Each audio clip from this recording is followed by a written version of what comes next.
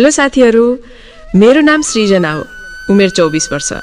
यो कथा मेरी आमा र हाम्रा 2 जना कामदारको हो। आमाको नाम पार्वती हो।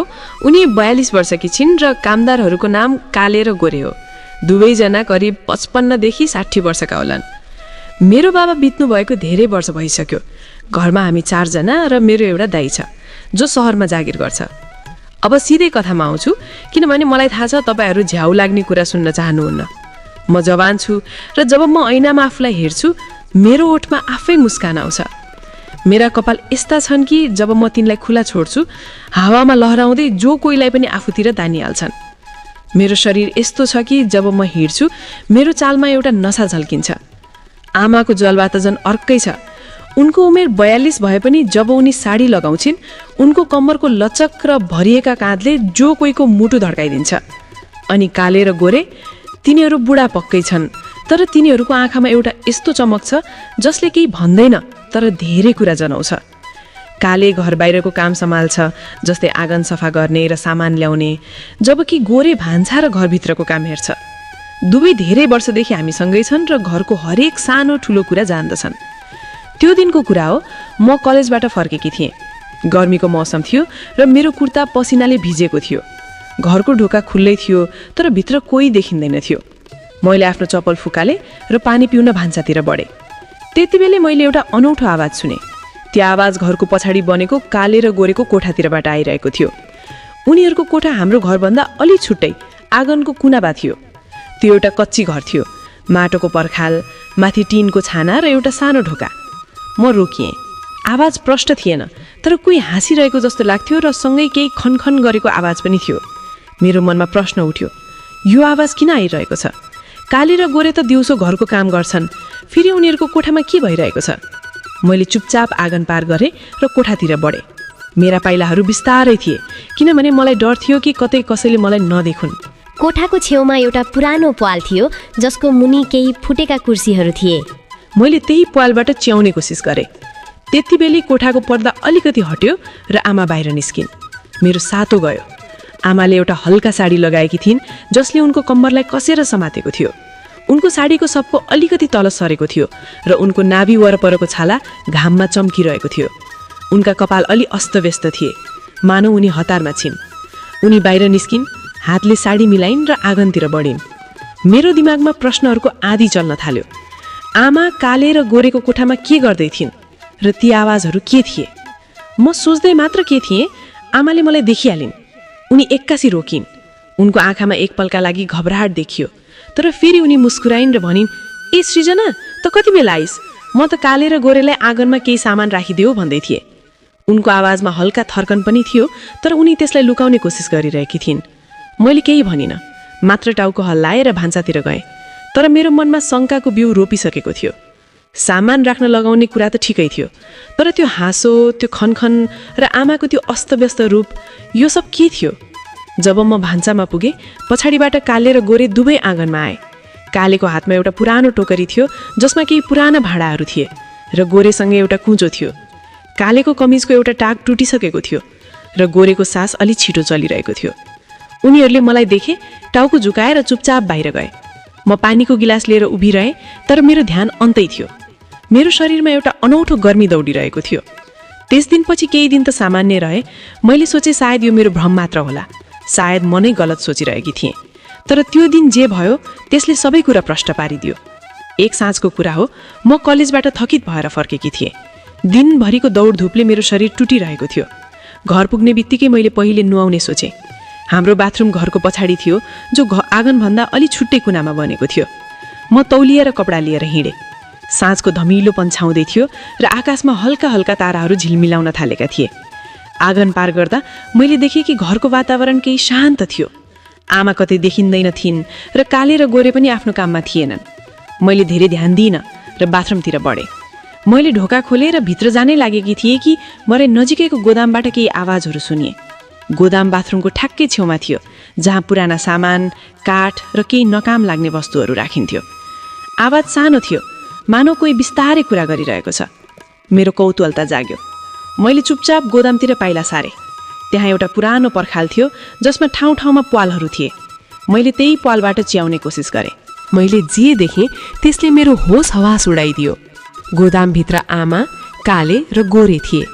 आमाको साडीको सबको काँधबाट तल सरेको थियो। उनका कपाल खुला थिए, जो हल्का हल्का हावामा लहराइरहेका थिए।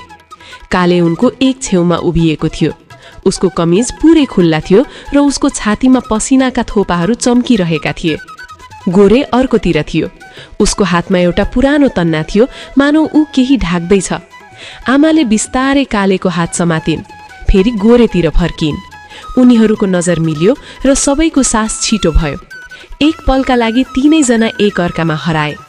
गोदाममा सन्नाटा थियो, मात्र उनीहरूको सासको आवाज र हल्का कानाखुसी मेरो कानसम्म पुगिरहेको थियो। म त्यही पर्खालको पछाडि उभिएकी थिएँ। मेरो सास पनि छिटो भयो। मेरा हात काँपिरहेका थिए र मेरो शरीरमा एउटा अनौठो गर्मी दौडिरहेको थियो। मलाई रिस उठेन, न त शङ्का नै भयो, बरु अरू नै केही भयो। मलाई त्यो सबै देखेर आनन्द लागिरहेको थियो। आमाको त्यो मुस्कान, काले र गोरेको त्यो छटपटी र उनीहरू बीचको त्यो नभनिएको सम्बन्ध, यो मेरो लागि एउटा नयाँ जादु जस्तै थियो। मेरो मनमा एउटा अनौठो भावना जागिरहेको थियो, जो न त डर थियो न त गलत नै लागिरहेको थियो। त्यो एउटा नशा थियो जसले मलाई आफूतिर तानिरहेको थियो। म त्यहाँबाट हट्न चाहँदैन थिएँ। मेरो मनले भनिरहेको थियो कि म बारम्बार यो हेरौँ, बारम्बार त्यो पललाई महसुस गरौँ। मेरो ओठमा आफै एउटा हल्का मुस्कान आयो र म चुपचाप त्यहाँबाट बाथरुमतिर लागेँ।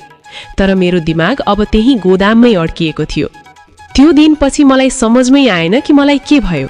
त्यो एक पल, त्यो गोदामको धमिलो प्रकाश, आमाको त्यो मुस्कान र काले गोरेको त्यो मौनता, यो सबै मेरो दिमागमा बारम्बार घुम्न थाल्यो।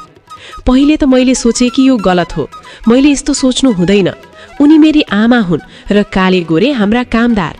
तर तैपनि मेरो मनमा एउटा अनौठो छटपटी जागिसकेको थियो। म आफूलाई रोक्न चाहन्थेँ, तर सकिनँ। बिस्तारै म त्यही बाटोमा हिँड्न थालेँ जसलाई मानिसहरू गलत भन्छन्। सुरुवातमा यो सबै मेरो लागि नयाँ थियो। म कलेजबाट फर्कन्थेँ, आफ्नो कोठामा झोला राख्थेँ र फेरि चुपचाप घरमा नजर डुलाउँथेँ। आमा, काले र गोरेलाई हेर्नु मेरो लागि एउटा खेल जस्तै बनेको थियो। कहिले आमा आँगनमा लुगा सुकाइरहेकी हुन्थिन् र काले नजिकैबाट जान्थ्यो, त कहिले गोरे भान्साबाट केही सामान ल्याउँथ्यो। उनीहरूको नजर जुत्थ्यो र एउटा हल्का मुस्कान उनीहरूको अनुहारमा आउँथ्यो।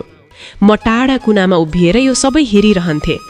कहिले काले भान्सामा केही सामान राख्न जान्थ्यो, गोरे त्यहाँ पहिले नै हुन्थ्यो र आमा उनीहरूलाई केही भन्थिन्। उनको आवाजमा एउटा कोमलता हुन्थ्यो जो पहिले कहिल्यै थिएन। म ढोकाको आडबाट चियाउँथेँ र मेरो मनमा प्रश्न उठ्थे, यो के हो? यी तीनैजनाले किन यस्तो गर्छन्? एउटा नयाँ मौका आयो जब बिहानै म उठेर झ्यालबाट हेरेँ। आमा बगैँचामा फूल टिपिरहेकी थिइन्। काले बढाइरहेको थियो र गोरे पानीको घैँटो भरेर ल्याउँदै थियो। आमाले कालेसँग एउटा फूल लिइन्, फेरि गोरेलाई दिइन् र तीनैजना हल्कासँग हाँसे। त्यो पल छोटो थियो, तर मेरो लागि कुनै गुप्त सन्देश जस्तै थियो। मैले यसलाई आफ्नो दिमागमा कैद गरेँ। बिस्तारै यो सबै मेरो लागि सामान्य भयो। पहिले जुन कुरा मलाई अनौठो लाग्थ्यो, अब त्यो मेरो बानी बन्यो। म जानी जानी यस्ता मौकाहरू खोज्न थालेँ जहाँ म उनीहरूलाई देख्न सकूँ। बिहानै जब आमा नुहाएर बाहिर आउँथिन् र काले गोरे आँगनमा काम गरिरहेका हुन्थे, म आफ्नो कोठाको झ्यालबाट चुपचाप हेर्थेँ। आमा आफ्ना भिजेका कपाल तौलियाले सुकाउँथिन् र कालेको ध्यान एक पलका लागि उनीतिर जान्थ्यो, जबकि गोरे नजिकै उभिएर मुस्कुराउँथ्यो। उनीहरू केही भन्दैनथे, मात्र चुपचाप आफ्नो काममा लाग्थे। तर उनीहरूको त्यो मौनता मेरो लागि एउटा कथा बनेको थियो। मलाई त्यसमा मजा आउन थालेको थियो। मलाई थाहा छैन यो कहिले लतमा बदलियो। म दिनभर कलेजमा हुन्थेँ, तर मेरो दिमाग घरमै अड्किएको हुन्थ्यो। म सोच्थेँ कि आज के होला? के आमा, काले र गोरेले फेरि केही गर्लान्? कि म फेरि उनीहरूलाई देख्न पाउँछु? यो सोच मेरो लागि एउटा अनौठो शान्ति बनेको थियो। म आफ्ना साथीहरूसँग हाँस्थेँ, बोल्थेँ, तर भित्रभित्रै मेरो मनमा अरू नै केही चलिरहेको हुन्थ्यो। म घर फर्कने हतारमा हुन्थेँ ताकि केही न केही देख्न सकूँ। यो मेरो जिन्दगीको हिस्सा बनेको थियो। तर यसका साथसाथै मेरो भित्र अर्को एउटा परिवर्तन पनि आइरहेको थियो। म सोच्न थालेकी थिएँ कि के माया यस्तै हुन्छ? आमा, काले र गोरे बीच जे थियो त्यो मलाई गलत लागिरहेको थिएन, बरु त्यसमा एउटा अनौठो सुन्दरता थियो। तीनैजनाको त्यो आपसी तालमेल, जसरी काले आमालाई मद्दत गर्थ्यो र गोरे चुपचाप सहारा दिन्थ्यो। म सोच्थेँ कि के मेरो जिन्दगीमा पनि यस्तो केही हुन सक्छ। म पनि कसैको नजिक जान चाहन्थे, कसैको नजरमा हराउन चाहन्थे, कसैको मुस्कानलाई चुपचाप हेर्न चाहन्थे। मेरो भित्र एउटा खालीपन बढिरहेको थियो जसले मलाई बेचैन बनाइरहेको थियो। म पनि कसैको मायामा पर्न चाहन्थे। त्यो दिनको कुरा हो जब मैले उनीहरूलाई फेरि त्यसरी नै नजिक देखेँ। मेरो मनमा एउटा गहिरो सोच आयो। मैले महसुस गरेँ कि आमाको अनुहारमा जुन चमक र खुसी छ त्यो वर्षौंको एक्लोपन पछिको एउटा सहारा हो। बुवा बितेपछि आमाले हाम्रो लागि धेरै त्याग गर्नुभयो, आफ्नो इच्छा र खुसीलाई मार्नुभयो। तर आज यो उमेरमा आएर उनीहरू बीचको यो सामिप्यता केवल शारीरिक आकर्षण मात्र थिएन, बरु एक अर्काप्रतिको भरोसा र बुढ्यौलीको साथी बन्ने एउटा माध्यम थियो।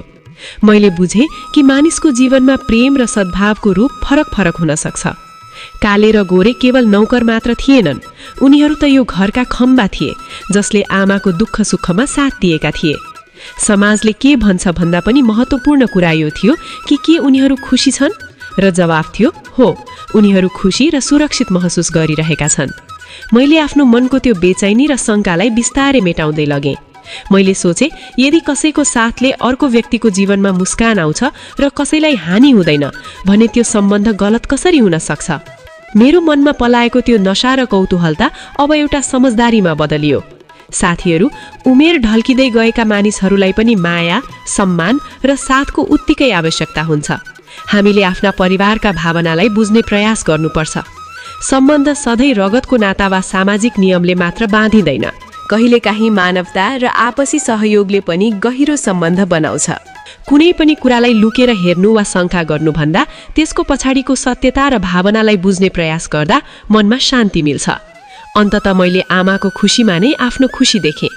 घरको त्यो वातावरण अब मलाई रहस्यमय होइन, बरु आत्मीय लाग्न थाल्यो।